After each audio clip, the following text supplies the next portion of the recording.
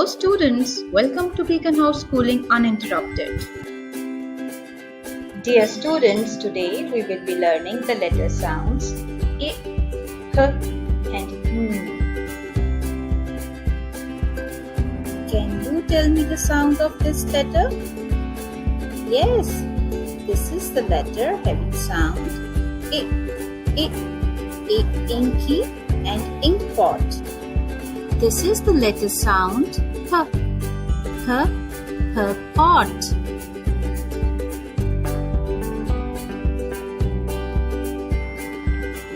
This is the letter sound Now pretend like an aeroplane and say nest. Can you select the object that starts with sound I? Well done. Inky starts with sound I. Can you select the object that starts with sound P? Wow, great. Yes, pencil starts with P. Can you select the object that starts with the sound N? Well done. Net starts with the sound N.